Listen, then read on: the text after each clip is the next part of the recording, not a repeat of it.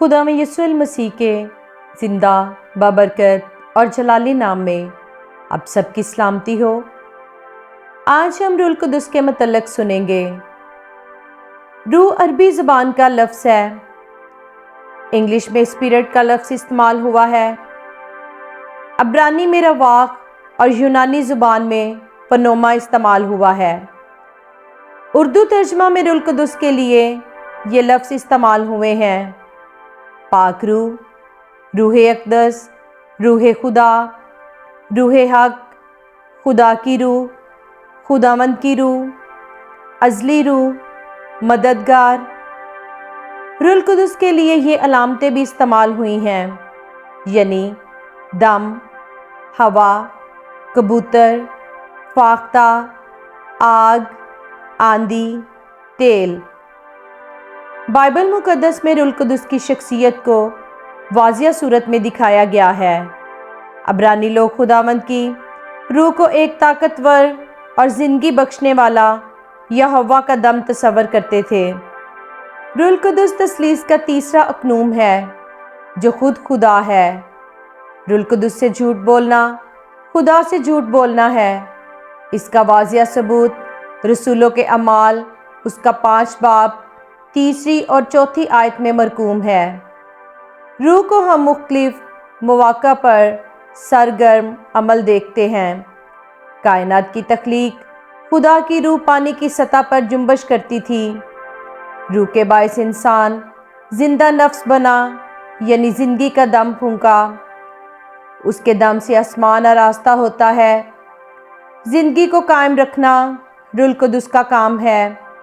خداوند کی روح انسان کے ضمیر کو روشن کرتی ہے۔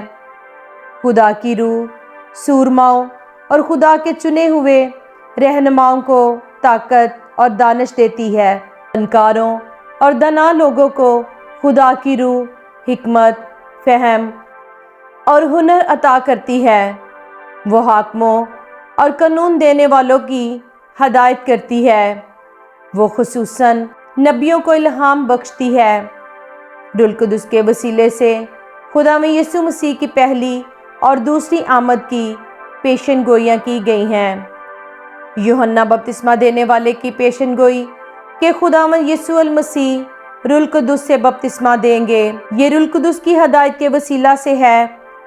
یوحنا کی معرفت بپتسمہ پانے کے بعد پاک روح نے خداوند یسوع مسیح کو اس خاص کام کے لیے مخصوص کیا جسے وہ انسان کی خاطر کرنے کو دنیا میں آئے تھے۔ روح القدس ہی نے مسیح کے کاموں میں ان کی ہدایت کی۔ مثلاً روح القدس خداوند یسوع المسیح کو جنگل میں لے گیا۔ انہوں نے اپنے شاگردوں کو بتایا کہ روح القدس ان کی ہدایت اور رہنمائی کرے گا، عدالت کے سامنے صحیح جواب دینے میں مدد کرے گا۔ اعمال کی کتاب میں دیکھتے ہیں کہ مردوں میں سے جی اٹھنے کے بعد خدا میں یسوع مسیح نے اپنے شاگردوں سے وعدہ کیا تھا کہ وہ روح القدس سے بپتسمہ پا کر قوت حاصل کریں گے۔ پینتیکوست کے دن کا واقعہ جب روح القدس ان پر نازل ہوا، یہ اس دور کا شروع ہے جب ہر وہ شخص جو توبہ کرتا اور ایمان لاتا اور بپتسمہ لیتا روح القدس انعام میں پاتا۔ روح القدس کا نمایاں کام مسیحی مبلغوں کو دانائی اور ہدایت بخشنا ہے، جس سے وہ مؤثر کلام پیش کر سکتے ہیں۔ وہ خاطبوں کی ہدایت کرتا ہے کہ کہاں کلام سنائیں۔ روح القدس نئی جماعتوں کے لیے نگہبان بھی مقرر کرتا ہے۔ جب کلیسیا میں نئے لوگ داخل ہوتے تو وہ بعض مرتبہ مختلف زبانوں میں بولتے اور نبوت کرتے، جو روح القدس کا واضح ثبوت تھا۔ وقت گزرنے کے ساتھ شاگردوں نے پاک روح کو ایک شخصیت کے طور پر گفتگو کرتے اور کام کرتے پایا۔ پاک روح بذات خود ایمانداروں کی شفاعت کرتا ہے اور ان کو تعلیم دیتا ہے۔ وہ مسیحی زندگی بسر کرنے کے اوصاف کا منبع ہے۔ پاک روح وہ نعمتیں عطا کرتا ہے جن کے ذریعے خدا کلیسیا میں کام کرتا ہے۔ خدا میں یسوع مسیح نے شاگردوں کو پاک روح دے کر اختیار بخشا کہ انجیل کی معرفت، معافی اور عدالت کا پیغام لوگوں تک پہنچائیں۔ یہاں پاک روح کی ان خاص نعمتوں کا ذکر کرنا ضروری ہے جو ایک ایماندار ایک سے زیادہ نعمتیں بھی حاصل کر سکتا ہے۔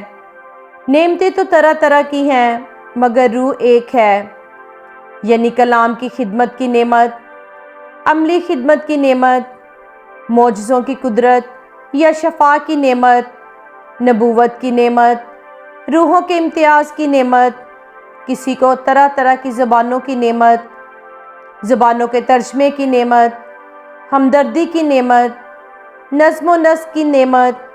جب ایماندار ابا یعنی اے باپ کہہ کر پکارتے ہیں تو یہ خدا کا روح ہے جو ان کی روح کے ساتھ مل کر گواہی دیتا ہے کہ وہ خدا کے فرزند ہیں۔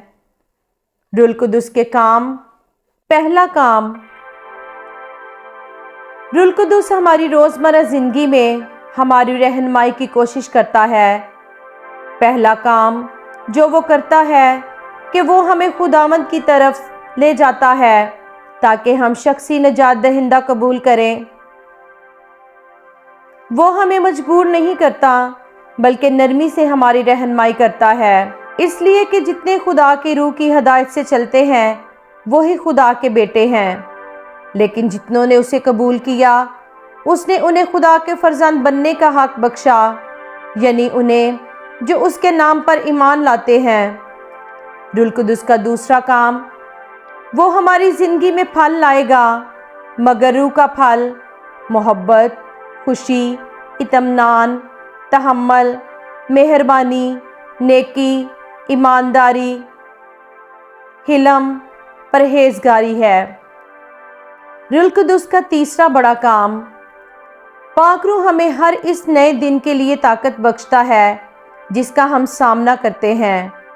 تمام ایماندار جنگ کی حالت میں ہے کہ وہ اپنے جلال کی دولت کے موافق تمہیں یہ عنایت کرے کہ تم اس کے روح سے اپنی باطنی انسانیت میں بہت ہی زور آور ہو جاؤ۔ پاک روح کا چوتھا بڑا کام، پاک روح ہمیں خدا کے کلام کو سمجھنے اور یاد رکھنے میں ہماری مدد کرتا ہے۔ لیکن مددگار یعنی روح القدس جسے باپ میرے نام سے بھیجے گا وہی تمہیں سب باتیں سکھائے گا اور جو کچھ میں نے تم سے کہا ہے وہ سب تمہیں یاد دلائے گا۔ روح القدس کا پانچواں بڑا کام، وہ خدا کی ان چیزوں سے ہمیں آگاہ کرتا ہے جن کی ہمیں ضرورت ہے، لیکن ہم پر خدا نے ان کو روح کے وسیلہ سے ظاہر کیا، کیونکہ روح سب باتوں بلکہ خدا کی طے کی باتیں بھی دریافت کر لیتا ہے۔ روح القدس ہمارے دلوں کو تلاش کرتا ہے، وہ ایسی چیزیں بتاتا ہے جو ہم سوچ بھی نہیں سکتے۔ مخالف مسیح کی وجہ سے بہت ساری غلط چیزیں چل رہی ہیں جن کے بارے میں ہمیں آگاہی کلام کے ذریعے دی جاتی ہے، اور ہماری زندگیوں کے لیے خدا کی کامل مرضی خدا کا کلام ہے۔ اپنی زندگیوں کے لیے خدا کی مرضی جاننے کے لیے ہمیں اسے پڑھنے اور مطالعہ کرنے کی ضرورت ہے۔ پاک روح کا چھٹا بڑا کام، روح القدس ہمارے اندر خداوند کی خدمت کرنے کے لیے تحریک پیدا کرتا ہے۔ ہم پاک روح کی مدد کے بغیر حقیقی معنوں میں خدا کی خدمت نہیں کر سکتے، لیکن جب روح القدس تم پر نازل ہوگا تو تم قوت پاؤ گے اور یروشلم اور تمام یہودیہ اور سامریہ میں بلکہ زمین کی انتہا تک میرے گواہ ہوگے۔ حاصل کلام یہ ہے کہ پاک روح کے وسیلہ سے ہم سب ان تمام روحانی نعمتوں کو حاصل کریں تاکہ کلیسیا کی روحانی ترقی ہو۔